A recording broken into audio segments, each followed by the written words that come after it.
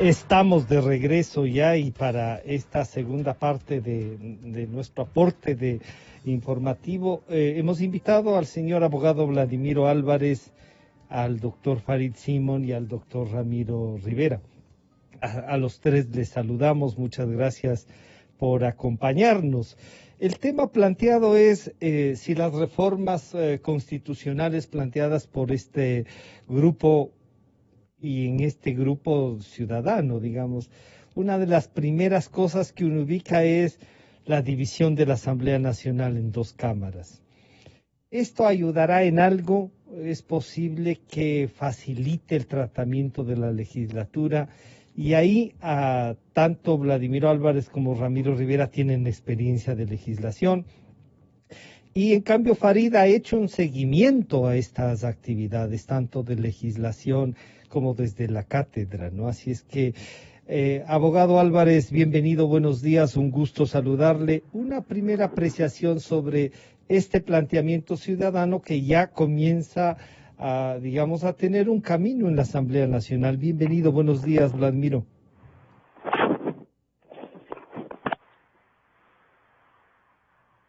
¿Aló? Sí, Vladimiro, estamos escuchando. Bien. Buenos días. Bien, buenos días y gracias por la entrevista. Realmente yo creo que la división de la Asamblea Nacional en dos cámaras puede traer una serie de beneficios y ventajas. Hay que recordar que en nuestra vida republicana tuvimos un Congreso dividido en dos fases. Los llamados diputados nacionales y los llamados diputados provinciales. Los diputados provinciales eran elegidos un número determinado por cada una de las provincias que tiene nuestro país. En cambio, los diputados nacionales eran elegidos en todas las provincias del país. Yo recuerdo haber vivido y puedo dar testimonio cuando fui elegido y ejercí como diputado nacional, elegido en todas las provincias del país.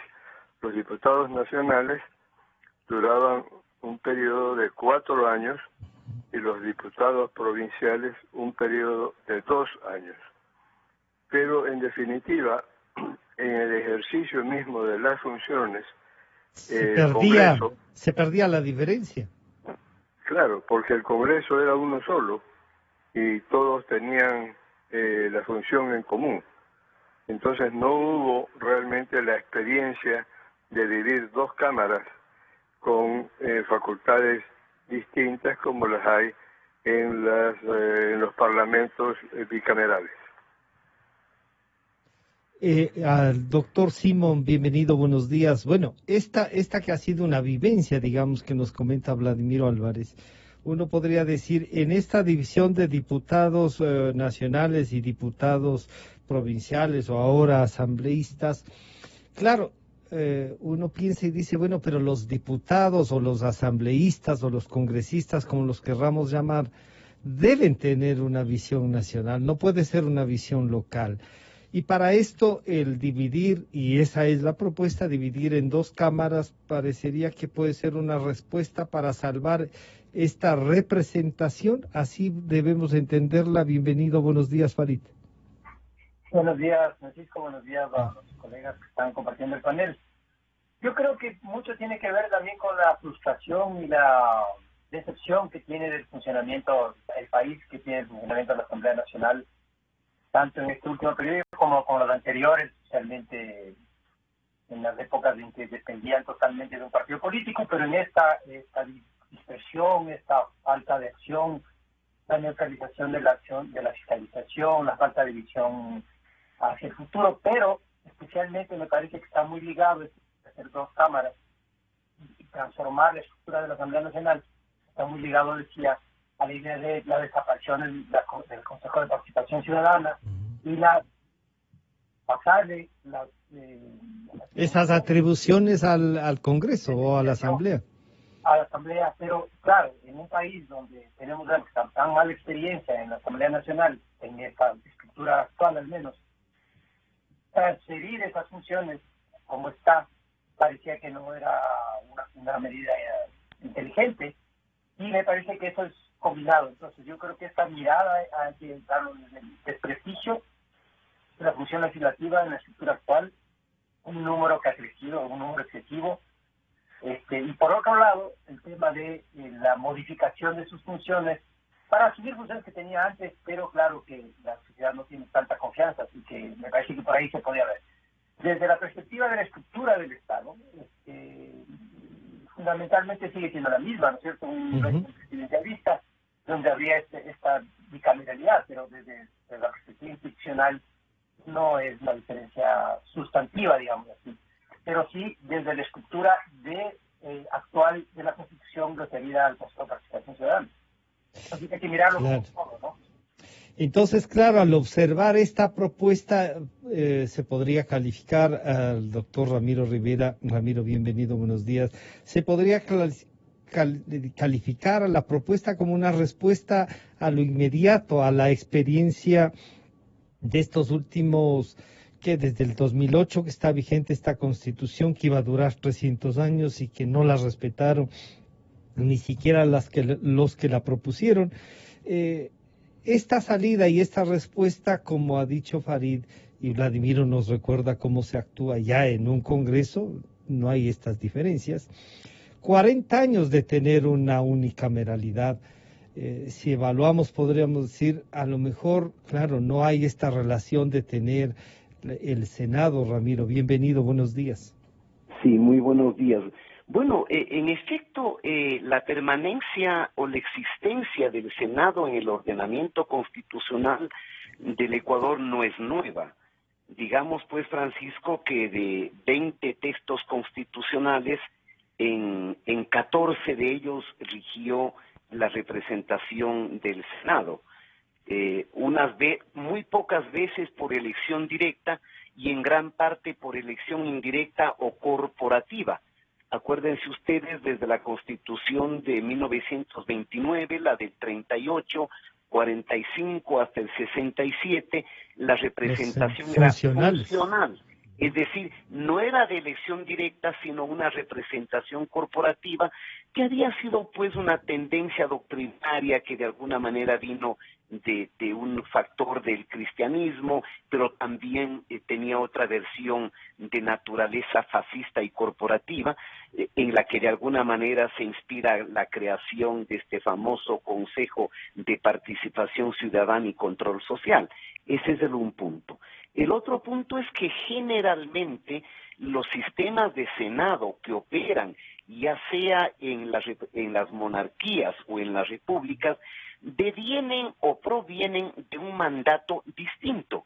Es decir, o es un Senado que tiene una representación territorial, o es un Senado que tiene una representación estatal.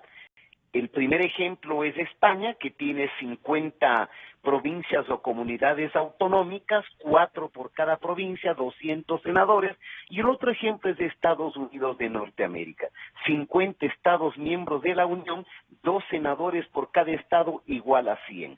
Aquí, primero, me parece que el intento es positivo, sobre todo para crear una mejoría de la calidad legislativa, para garantizar un control interno, intraorgánico, diríamos, y fundamentalmente para procesar determinadas leyes de mayor relevancia y ventilar las designaciones que hasta este momento están a cargo del Consejo Nacional, del Consejo de Participación Social, que indefectiblemente tiene que ser eliminado.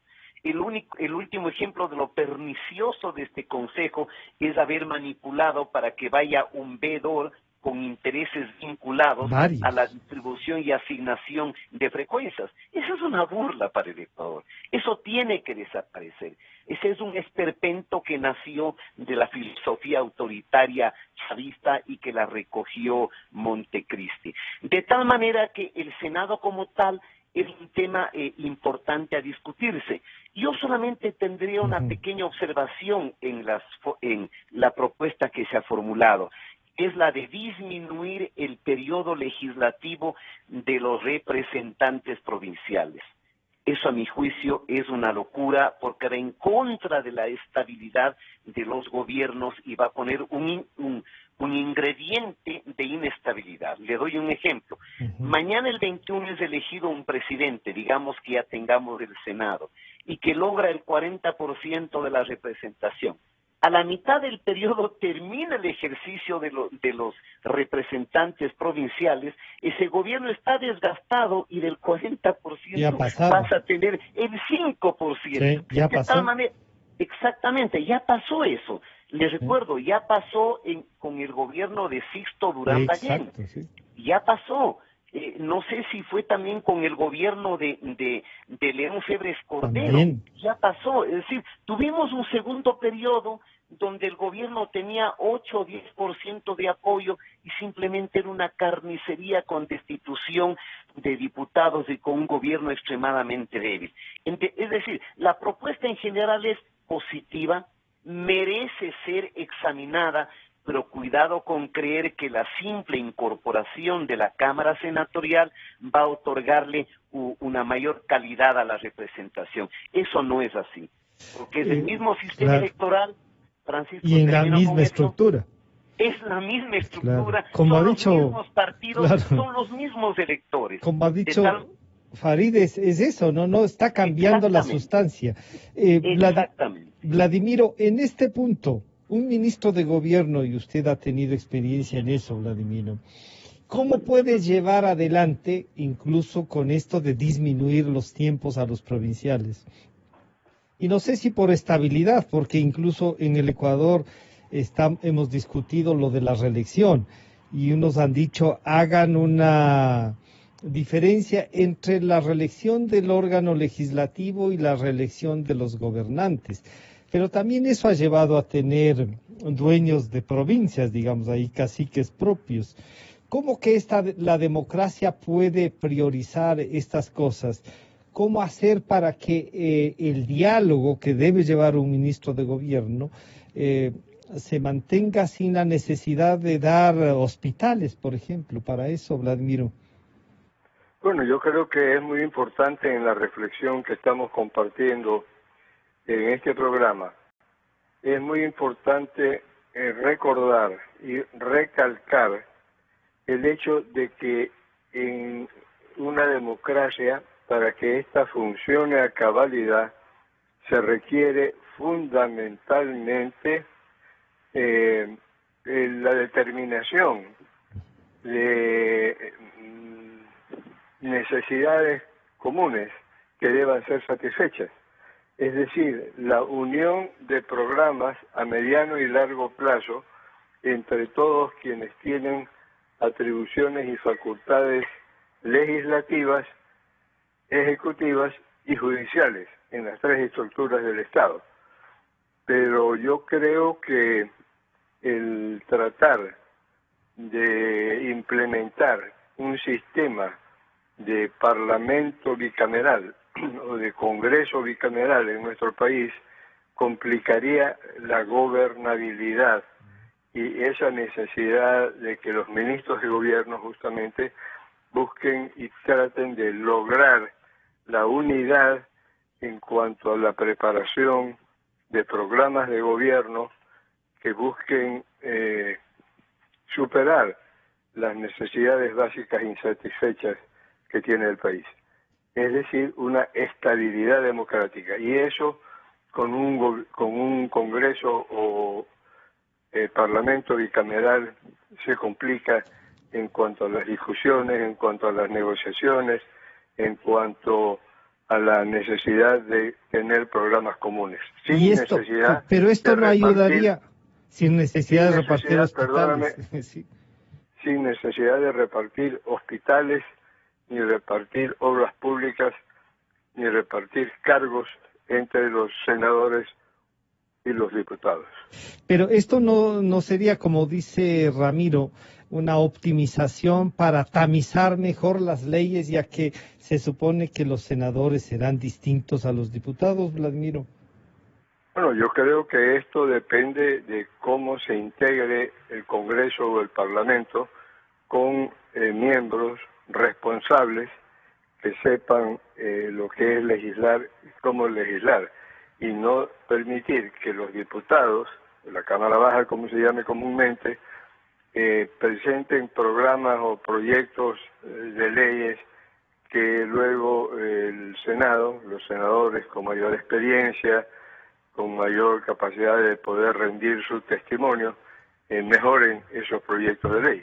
Yo creo que todo depende de quienes el pueblo ecuatoriano, o a quienes con elegimos. responsabilidad, elige, claro. Farid, entonces, claro, esto del Consejo de Participación Ciudadana es un objetivo en realidad, pero entonces ahí lo que está en juego es volver a los 3 poderes del Estado y no tener los 5 que teníamos, pero eso no lo estamos afectando en esta consulta. Y lo de la bicameralidad, tanto en su versión de diputados nacionales o congresistas nacionales como provinciales, se ve afectado. Y Ramiro dice, no voy, por ejemplo, con la disminución del tiempo de los nacionales y los provinciales. ¿Se pueden empatar las dos cosas o debemos enfrentar con mayor efectividad esto de la estructura del Estado, Farid? Bueno, primero hay las limitaciones constitucionales sobre la posible reforma o cambios estructurales. Entonces hay que saber y hay que entender que hay, de acuerdo a la propia Constitución, unas restricciones, unas limitaciones que impiden modificar la estructura del Estado.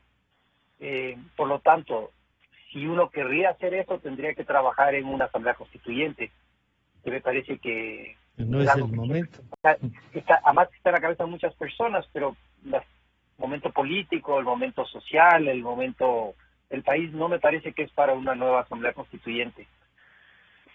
Claro, esos cambios que serían estructurales, apenas en este momento son modificaciones básicas para impedir que esta creación en la Constitución del 2008 desaparezca.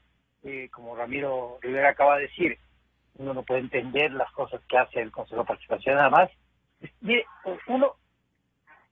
durante el periodo de vigencia del gobierno de Correa, el Consejo se volvió en un brazo ejecutor de su estrategia de control institucional. Esto simplemente es una descripción de lo que pasó. Los nombramientos de las autoridades son la mejor referencia de lo que pasó. Y lo que controlaban, peor. Claro, los concursos del 100 sobre 100 de, bueno, Polis no sacó 100 sobre 100 en el segundo, pero casi perfectos. Pero sacó 103 sobre 100. Exactamente. En el primero. En el segundo ya... ya pusieron 99.99.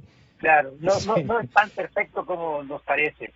Entonces, esos antecedentes en la cooptación de parte de un partido político de esta forma de representación, porque finalmente lo que hizo fue trasladarle el trabajo político a otro nivel, personas sin ninguna responsabilidad política, pero sí con correspondencia política a un partido.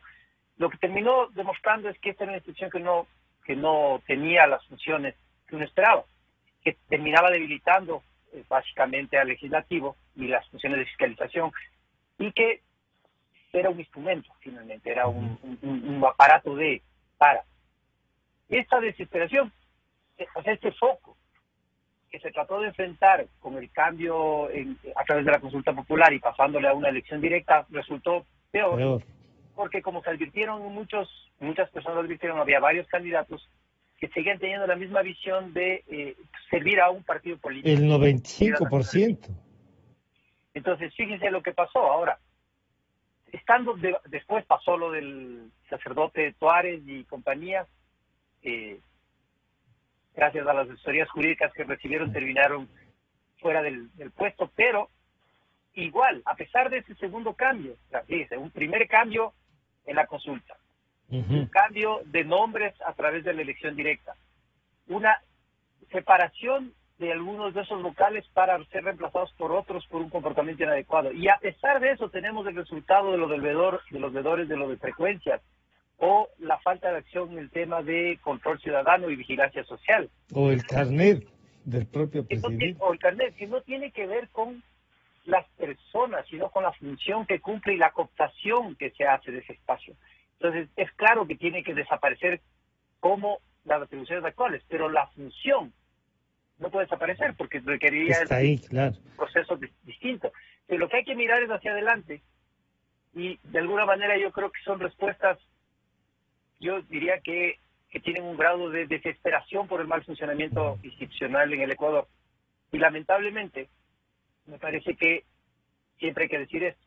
La política y los políticos dependen de la calidad de la representación, no solamente de los modelos institucionales. O sea, podemos hacer cosas fantásticas, pero dependemos de los partidos políticos. Podemos tener algunos tuares en el Senado y sonamos. Exacto, y por eso no hay que perder de vista nunca esto, porque uno se construye respuestas que generan una sensación de que va a superarse los problemas, cuando en la práctica eso no va a suceder, porque las estructuras institucionales dependen de la política, dependen de los políticos, dependen de lo que somos como país.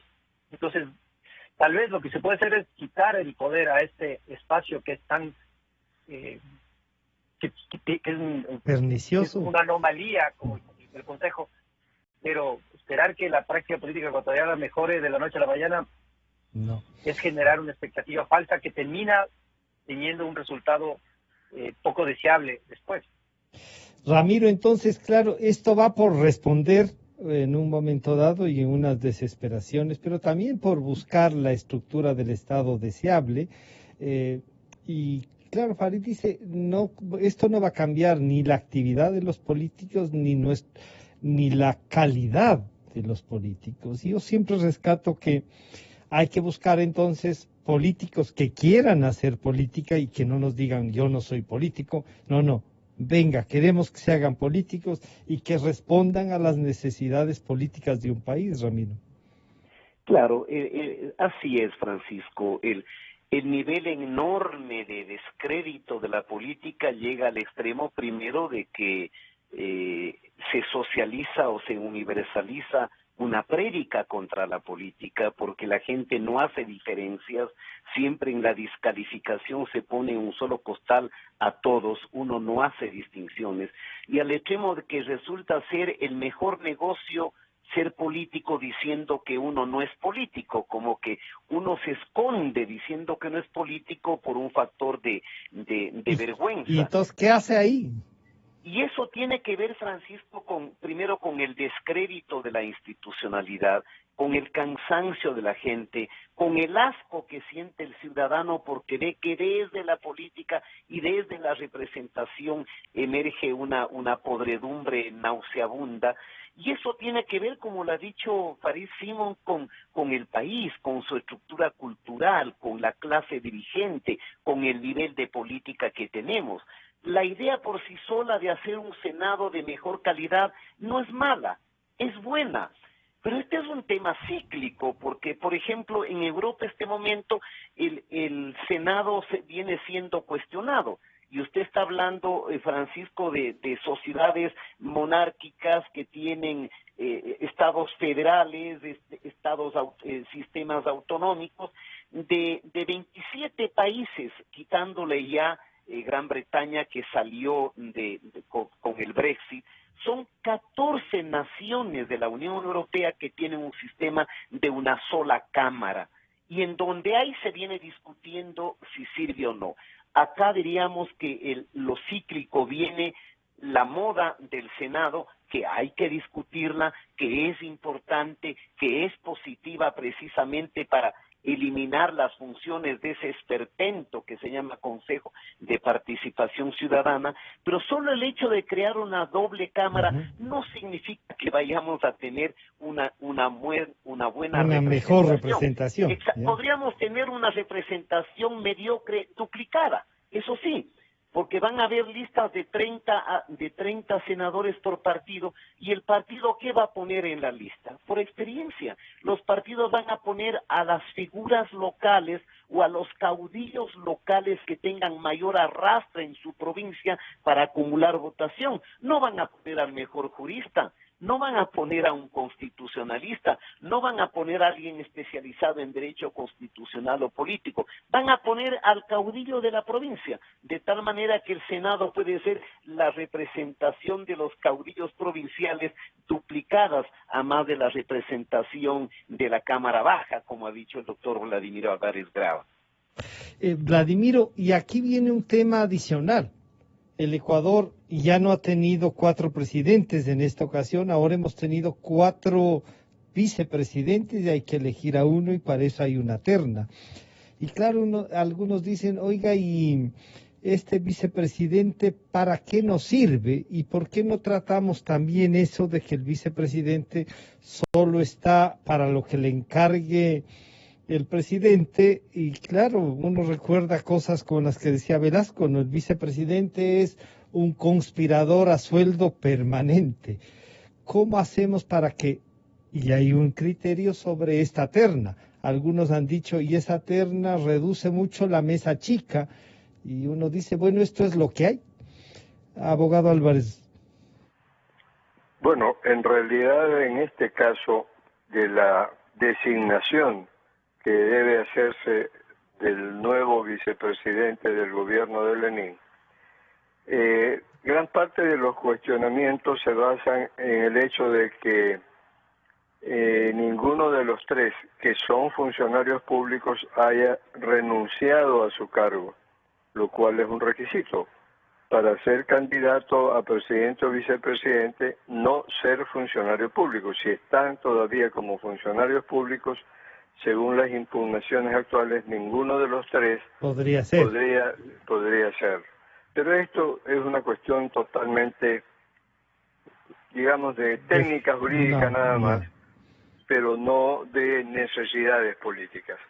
Yo creo que el tema del vicepresidente debe venir justamente por la designación de alguien que tenga las cualidades, las condiciones y que cumpla los requisitos para ser presidente de la República. Pero una cosa son los requisitos legales y otra cosa son las cualidades personales, los conocimientos, la experiencia.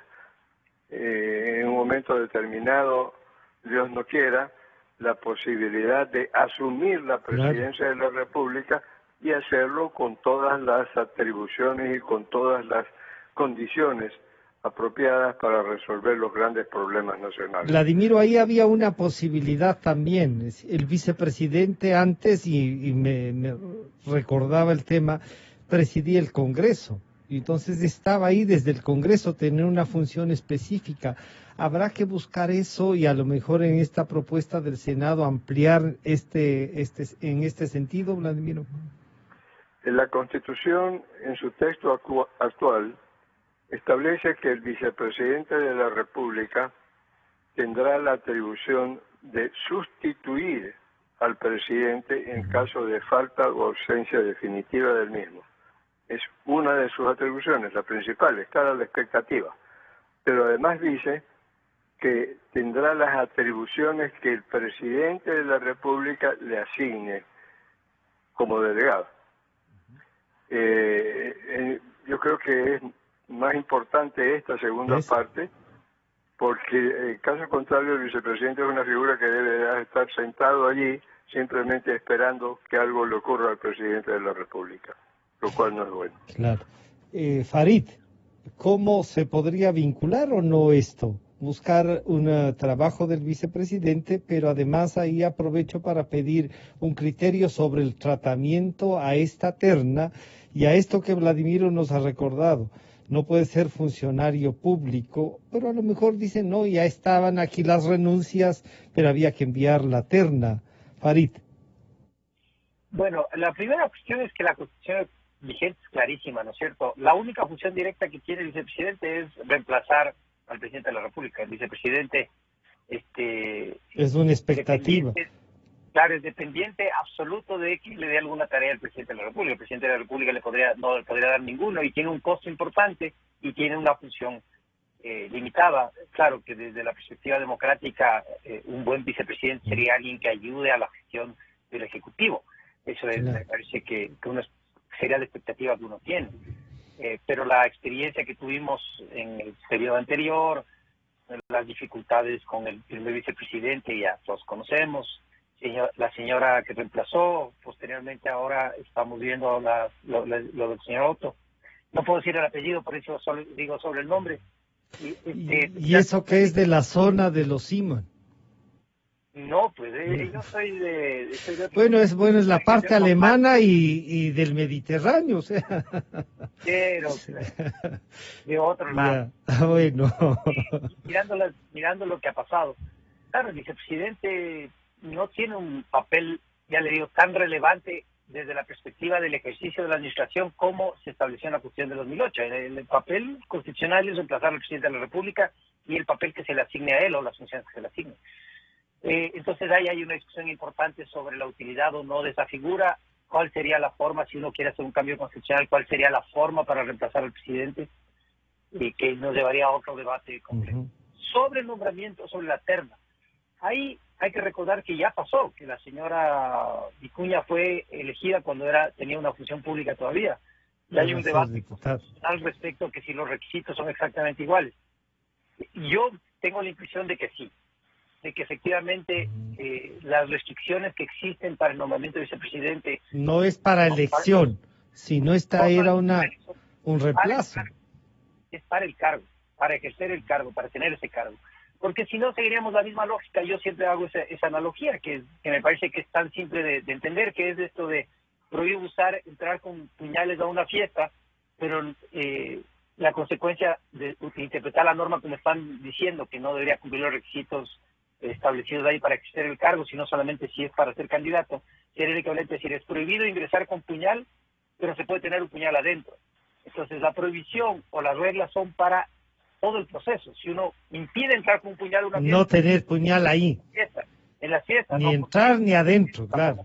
Exactamente. La prohibición tiene una finalidad, no es una formalidad. Yo creo que en este país vivimos en estos extremos, que es la interpretación formalista, literal, absoluta cuando nos conviene, y la interpretación finalista cuando nos conviene. Es como esta idea del derecho, el derecho para los enemigos, y cuando no son enemigos hacemos una interpretación favorable siempre.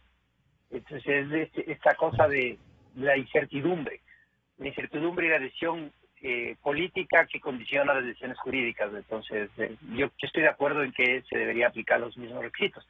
Pero claro, aquí viene el tema. Van a devolver. Se fue un poco la voz, Farid, creo que algo pasó ahí, pero la idea sería que se devuelva o no. Lo que pasa es que deberían devolver, no lo han devuelto, pero parece que están negociando sobre los votos, no van a tener los 70 votos. Y listo. Ramiro, entonces ahí tanto voy a pedir el criterio sobre la terna, pero además sobre el rol del vicepresidente y si podría incluirse, claro, dice la estructura es otra, pero ¿qué rol podría ser en el Senado? ¿Se podrá incluir? Debatir estas cosas también, Ramiro, y la terna planteada, y como lo han dicho tanto Vladimiro como Farid, tienen que ver estas particularidades del momento. Sí, el tema del vicepresidente en los sistemas presidenciales siempre ha sido complejo, ¿no? Y usted tiene sistemas parlamentarios o monárquicos que lo resuelven designando varios vicepresidentes. O sea, el gobierno español me parece que este momento tiene 4 vicepresidentes para darle tranquilidad al señor Iglesias y acomodar para repartir no hospitales sino vicepresidencias. Exactamente. Pero bueno, veamos, el vicepresidente antes era un tema de conflictividad, pues. Porque en el diseño electoral de nosotros, los ecuatorianos, que no hemos sido tan lúcidos ni brillantes en ese diseño, llegamos a diseñar un sistema electoral tan brutal donde el candidato a la vicepresidencia era elegido aisladamente del candidato a la presidencia. Entonces usted tenía a José María Velasco Ibarra como presidente de la República y tenía a Jorge Zavala Vaquerizo como vicepresidente, que había sido binomio de Andrés F. Córdoba. Es decir, el elector podía elegir al presidente de un partido y al vicepresidente de otra lista. Era una locura. Entonces, obviamente, las dos autoridades entraban en colisión. cuando se produce la ausencia definitiva del presidente por el lamentable accidente del presidente Jaime Roldós, accede su vicepresidente, que es el doctor Osvaldo Hurtado Larrea. Pero en el ordenamiento constitucional del 78 el presidente no tenía chance de enviar una terna. Lo decidía el Parlamento, de tal manera que el Parlamento podía designar vicepresidente a alguien que entre en contradicción. Finalmente, ya las constituciones del 98 y del 2008 establece, digamos, este término de la terna.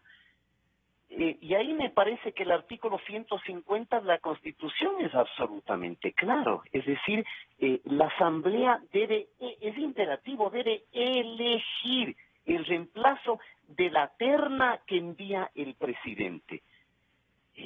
Pero cumpliendo los requisitos o solamente de la terna, no importa quién esté.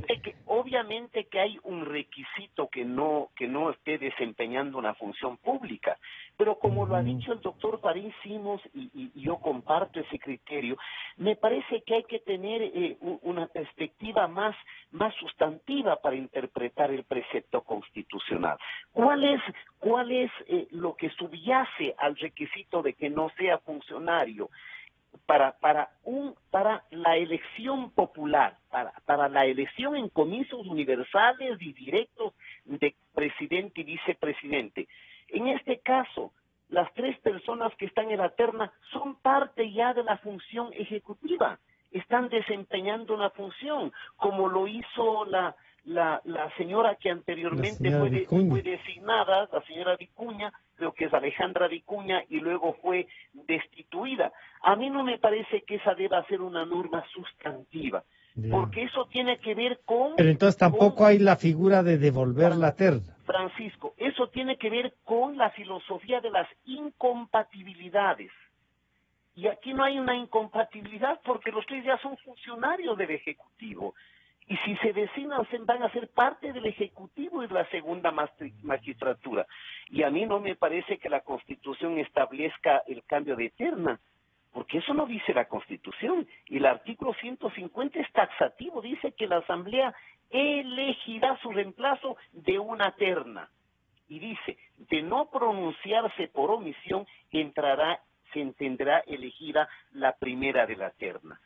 Y aquí pues el gobierno no ha tenido más remedio que recurrir a las tres piezas de las pocas que cuenta. Yo no comparto la opinión de algún analista que decía que habría sido la oportunidad para ampliar la base de las políticas de alianza. Pero no es real, pues, porque en términos reales, dígame usted qué partido con posibilidades electorales del 21 va a poner un vicepresidente en este momento y anular cualquier perspectiva electoral.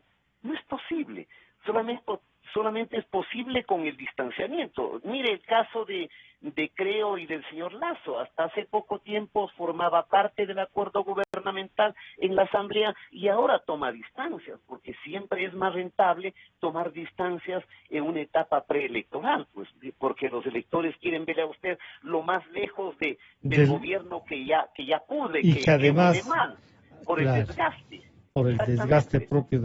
Vladimiro, de la experiencia, entonces, uno dice, esto es lo que hay para vicepresidente, no hay más.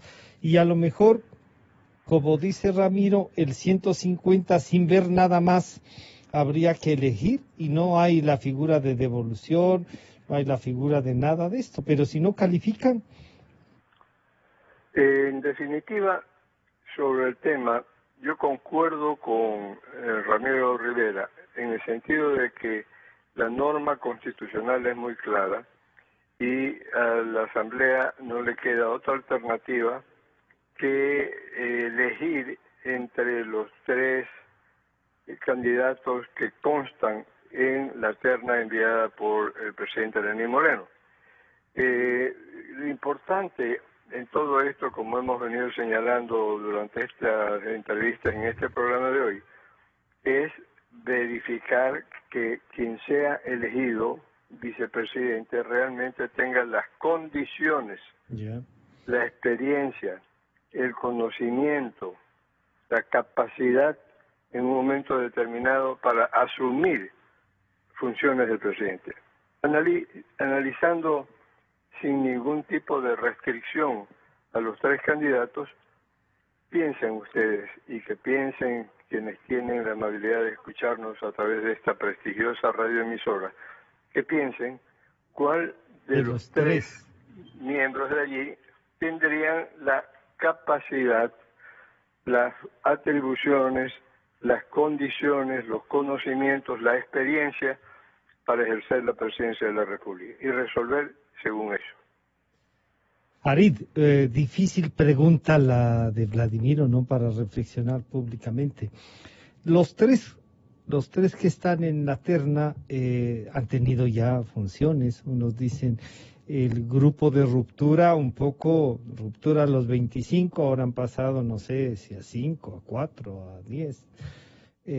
Pero llegan, bajo ese planteamiento, llegan al poder, están ahí, a lo mejor no necesitaron, por ejemplo, ser electos para vicepresidente y puede uno de ellos terminar siendo vicepresidente. Pero si nos atenemos a lo que Ramiro nos recuerda, el 150, hay que elegir. Y Vladimiro dice, bueno, piensen de esos tres cuál está capacitado. ¿Te arriesgas, Farid?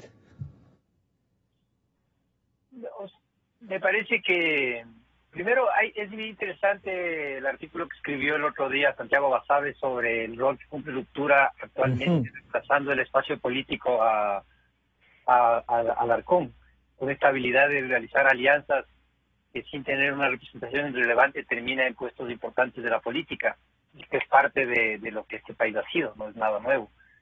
Después hay me parece que una campaña montada en contra de todos ellos. Sí, así es. También creo que sí. Sistemática, dura, a ratos me parece que abusiva, excesiva. E injusta, sí. Para descalificarlos, ¿no? Y a ratos injustificada, que es parte, siento yo, de dos lógicas. Sin negar que puede haber cometido los errores que claro, como los errores que cometan, ¿no? O sea, esa es otra cosa. No estamos diciendo que no han cometido errores o que no tengan cosas que señalárseles, sino que la campaña tiene dos puntas. La una es esta lógica de la traición, esta lógica de los traidores, de todos los que se sumaron al gobierno de Lenín Moreno después de que rompió con Correa, o del correísmo. Son traidores. Pero ahí tienen una respuesta que suele ser buena, Farid. Suele ser buena. Dice, no hemos traicionado a nadie. Rectificamos y apostamos por el país. Sí, o sea, es una respuesta para mí que es... Que no hay traición, hay justificación. Política, claro, no traicionaron porque no eran parte de una banda. Claro. El tema son parte de un movimiento, de una acción política, que consideran que la acción política que dejaron era equivocada y eso es una justificación, pero la primera línea es esa de la traición, ¿ya? De castigarles a los traidores, entonces señalarlos como lo peor de la humanidad y lo peor que puede haber pasado al país. Y la otra línea es una línea política, pues la línea política para las siguientes elecciones, que están en el 2021, ya estamos en campaña, y que además hemos visto con la cerrada de esas cuentas del señor de Facebook, cómo es orquestado. Eso se cerró en Facebook. Claro. Otras acciones coordinadas y campañas en las que hay clara cooperación, donde generan un montón de bulos, un montón de mentiras, o también cosas verdaderas multiplicadas o malinterpretadas, les afecta a los tres. Entonces, desde la perspectiva de esta campaña de descalificación en contra de ellos, parecería que ninguno es apto. Para mí, el tema es la confianza que tiene el presidente de la República en ellos, que han tenido cargos de ejecutivos. Sí. No siempre bien, tengo que decirle, yo creo que han cometido algunos errores, o varios errores, pero no llegan a ser ni las lumbreras que alguien me quiere presentar como la nueva generación política, ni tampoco el desastre que otros le quieren poner. Me parece que tienen sus propios errores, pero esos extremos no son. Al final del día, me parece que hay negociación política de por medio y la posibilidad de que efectivamente se cumplan los plazos y que termine vigencia la primera de la terna, que es María Paula Romo. Y eso, y ahí encontraríamos lo que Vladimiro dice, pensemos, ¿hay características para ser gobernante ahí, en la primera de la terna? Farid. Creo que se le apagó a propósito el micrófono. Es que para mí es yo tengo que decirle, yo tengo un sentimiento ambivalente respecto a Paula Romo. Yo soy muy crítico de ella porque su alianza con el correísmo en su momento dado. Una alianza radical, ¿no? Claro, en nombre del proyecto en su momento, en nombre del proyecto se dejó hacer cosas tremendamente, que afectaron tremendamente a la democracia en el país. O sea, la construcción del autoritarismo y del modelo autoritario y de la forma autoritaria tiene su origen en el apoyo de ellos a Correa también, de guardar silencio en su momento. Bueno, aquí decía Juan Sebastián Roldán, estamos purgando también eso, decía. Y claro, y después hay cosas que han pasado ahora sobre administración del Estado que ha dejado en mal predicamento al actual gobierno, porque hay muchas cosas que uno puede señalar al pasado y decir, bueno, es que recibes una carga tan grande. Pero a los 3 años eso ya no es. Pero tampoco es así. También hay decisiones que tomaron tardías, o hay decisiones que participaron, o hay momentos, o hay medidas.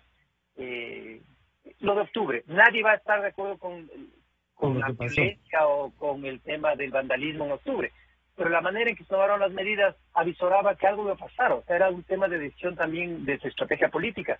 En todo caso, me parece que es una persona inteligente, es María Paula Romo, es una persona absolutamente articulada, seguramente la persona más de las personas que representan a este gobierno, en este momento, a este gobierno, más articuladas, más centradas. Es claramente una persona muy trabajadora, eso es evidente por su acción. Y tiene muchas cosas positivas. Y finalmente es la persona de confianza del presidente, la primera de la terna. Ahora, que tiene cosas que se le señala, cosas que uno puede decirle de su trayectoria política y de la práctica política, también es verdad. Claro que sí. Es indiscutible. Ramiro, bueno, entonces ahí está, la terna es lo que hay, están, y podría ser, como dice Farid, y Vladimiro nos ha pedido, reflexionemos cuál de esos 3 están. Y entonces, haciéndole caso a él, decimos, de esos 3, que es lo que el presidente tiene, y como ha dicho Farid, es la confianza que ha entregado. ¿Cómo reflexionamos, Ramiro? Bueno, uno es el campo del deseo del deber ser, uno es el campo de lo ideal y otro es el espacio de la fatídica realidad. No quiero ser irónico de ninguna manera, pero es lo que hay. Como se suele decir, sí. Es lo que da la tierra. Pero quiero hacer una matización. Mire, Francisco, ¿qué vicepresidentes hemos tenido los últimos tiempos? El señor Glass, es decir, un delincuente desde el lado que usted lo vea, un sujeto que tarifaba las citas, las audiencias, un asco, una podredumbre, de un régimen que se dedicó a robar. Robaban todos. Hasta se hablaba de los conflictos interpersonales entre Glass y Correa porque dices tú robas más, no tú sois el que robas más. Luego, ¿quién le reemplaza? La señora Vicuña, una activista, digamos que de tercera, que sale precisamente por actos de corrupción y sufre una sentencia. Entonces, si la facultad es del presidente para nominar una terna, se supone pues que el señor presidente tendrá sus propios criterios, sus propias opciones y sus predilecciones. Y aquí ha hecho una terna.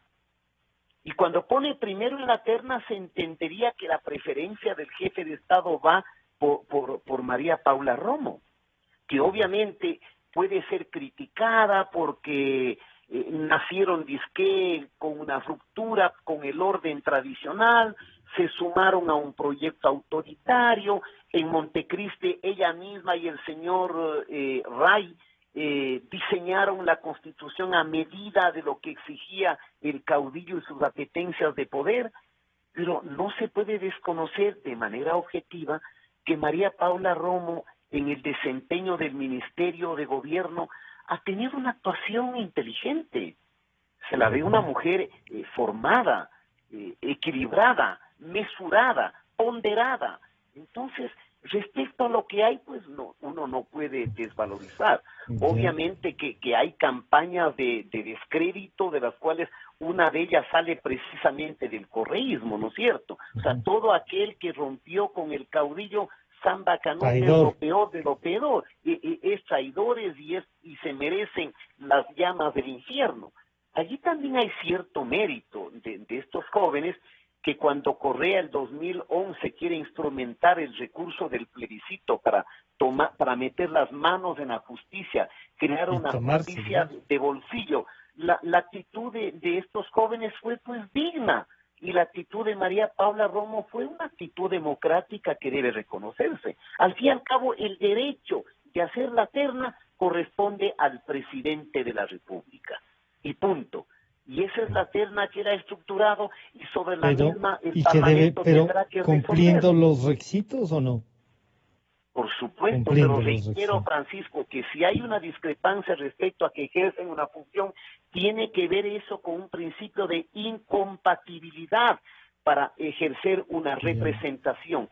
Pero en este caso, prácticamente es una designación que hace el Parlamento, porque no es una elección universal, directa y secreta. Elige, pero en definitiva designa, ¿de qué? De una terna elaborada por el propio Ejecutivo. Y si no decide, o si no resuelve, o no se elige, como es el mandato imperativo de la Constitución, se entenderá pues que luego de 30 días, que será el 9 de agosto, me parece, que ha sido elegida la primera persona que conforma la terna. Entonces, podríamos decir que de no producirse un retiro de la terna, que no tiene por qué producirse, pues no. Peor una devolución. Claro, peor una devolución. La Constitución no contempla eso ni la ley. Lo más probable es que, como decimos, por efectos del Ministerio de la Ley, la doctora María Paula Romo sea la vicepresidenta de la República.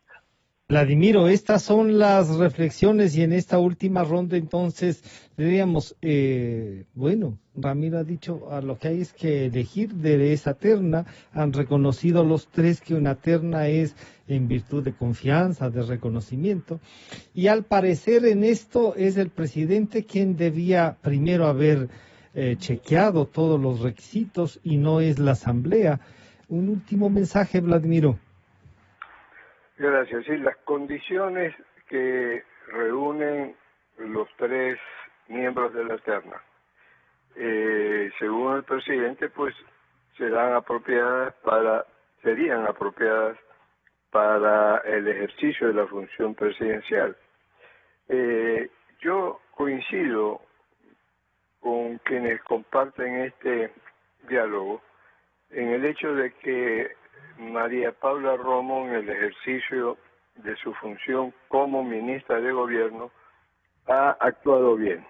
Yo podría hacer una referencia a dos ocasiones distintas en que yo ejercí el Ministerio de Gobierno en dos gobiernos con algunos años de diferencia el uno del otro, y en base a esa experiencia diría que he visto con buenos ojos el trabajo hecho por María Paula Romo en el ejercicio de su función, con mucha prudencia, con mucha calma, aún en los momentos más difíciles. Tal vez tuvo un momento de dificultad y pudiera ser de cuestionamiento con lo ocurrido en octubre del año pasado, pero en cambio los resultados desde el punto de vista del gobierno, al no haber habido pérdida de vidas humanas, también es justificable. Pero en general yo coincido con mis contertulios en el hecho de que ella, de los tres miembros de la terna, obviamente, de las experiencias que tenemos, ¿no? Claro, tendría las mejores oportunidades para ejercer a cabalidad la vicepresidencia de la República, y obviamente para lo cual se requieren condiciones humanas que creo que ella sí las reúne. Farid, esta última reflexión y teniendo en cuenta lo del 150, tú decías, yo creo que debe cumplir todos los requisitos, Vladimiro también ha dicho eso. ¿En qué quedamos entonces? ¿Cuál sería esta reflexión, Farid? ya le dijeron a la señora Vicuña esta misma Asamblea Nacional, o sea, que tenía una contradicción con su propia acción previa. Podemos discutir mucho, pero la realidad reciente de esta misma Asamblea es haber nombrado a alguien que estaba con un cargo público previo. Así que si uno da una respuesta a partir de la práctica reciente, uno daría la respuesta que y hay jurisprudencia, dirían. O sea, como yo estoy de acuerdo con mis colegas Ollarte y Quintana, que dicen que la práctica política no hace que algo sea constitucional. Lo que es constitucional. O sea, no es que la constitucionalidad se arregla porque se cometió una inconstitucionalidad. Pero en todo caso, este es uno de los tantos momentos de la política ecuatoriana que pasó de los extremos, ¿no es cierto? De la concentración a la dispersión, y esa dispersión y atomización ha hecho que regresemos a nuestros peores defectos de la política, ¿no es cierto? La negociación y el intercambio es poco claro. Porque el problema no es la negociación política honesta, abierta sobre agendas comunes y proyectos. Porque eso es, pues, la actividad política. Eso es necesario. Yo creo que la política es parte de esto, de tener unos mínimos, una orientación mínima hacia dónde dirigirse y de manera honesta, transparente, abierta, hacer acuerdos, cómo llegar a esos objetivos. El problema es que con el deterioro de la política en el Ecuador, del extremo del autoritarismo, pasar al otro lado, a esta dispersión donde los representantes políticos terminan siendo los populares, no los más hábiles, no los más aptos, no los más capacitados, sino los que mayores votos pueden tener, han hecho esta destrucción de la política de fuera, ¿no es cierto? No tenemos otro modelo. Y en este contexto, en este descrédito de la política, en esta desconfianza de la política y de los políticos, quienes ganan, quienes suman, son los que creen en los sistemas autoritarios o en la imposición. Y creo que nos estamos acercando peligrosamente a que la lógica autoritaria se restituye en el país.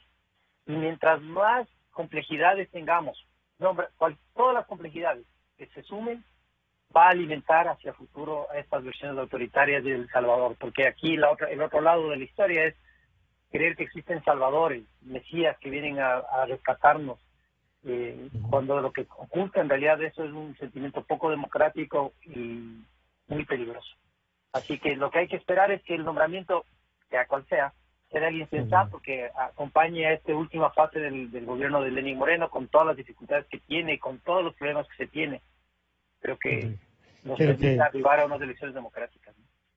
Ramiro, con usted terminamos, doctor Rivera. Bueno, Francisco, nuestra cultura es bien proclive a la descalificación. En la política ecuatoriana, como que el ausente es la generosidad y como el presente es la mezquindad. Somos muy reticentes generalmente a reconocer las virtudes o los méritos de otra persona. Al menos en el ámbito de la lógica y de la dialéctica de la política ecuatoriana, estamos muy acostumbrados al blanco y negro, al todo o nada, a los buenos y a los malos, a los cobardes y a los valientes, a los honrados y a los corruptos. Y entonces siempre tenemos la tentación de descalificar a todo mundo. Es decir, digamos que si la calidad de esta terna tiene que ver con quienes han asumido la vicepresidencia con este propio gobierno, es la mejor terna, pues. Sí, claro. Porque las tres personas tienen un nivel de superioridad ética a este delincuente del señor Glass. Y lo digo delincuente porque lo es y porque ya está sentenciado. Claro. Pero por supuesto.